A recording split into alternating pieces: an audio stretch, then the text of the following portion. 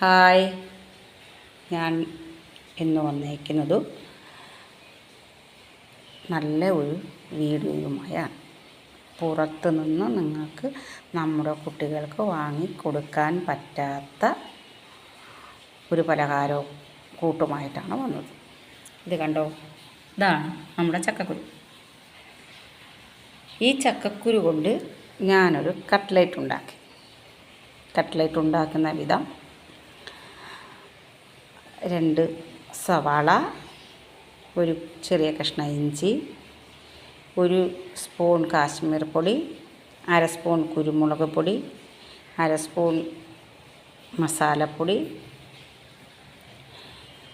പാകത്തിന് ഉപ്പ്, കറിവേപ്പില, ഇതെല്ലാം കൂടി നല്ലതായി എണ്ണയിൽ വഴറ്റി മാറ്റി വെച്ചതിന് ശേഷം നമ്മുടെ ചക്കക്കുരുവിൽ നിന്നും 15 ചക്കക്കുരു എടുത്തു 1 കഷ്ണം ബ്രെഡും കൂടി പൊടിച്ച് ഇതിലിട്ട് നന്നായി ഇളക്കുക.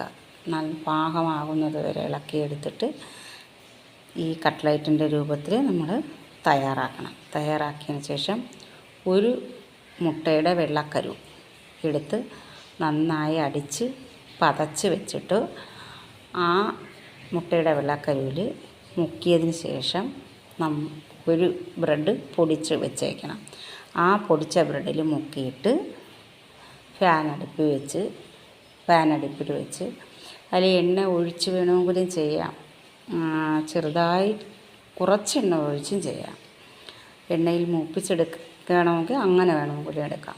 ഇത് ഞാൻ എണ്ണയിൽ മൂപ്പിച്ചല്ല എടുത്തത്, പാനിൽ കുറച്ച് എണ്ണ തടവിയിട്ട് അതിൽ പറക്കി നിരത്തി വെച്ച് പാകപ്പെടുത്തി എടുത്തതാണ്.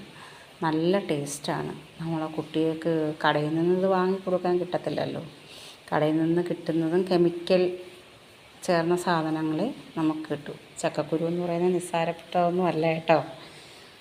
പിന്നെ അതുകൊണ്ട് അവർക്ക് സ്കൂൾ വിട്ട് വരുമ്പോൾ കൊടുക്കാൻ നല്ല ഒരു പലഹാരമാണ് ഇത്.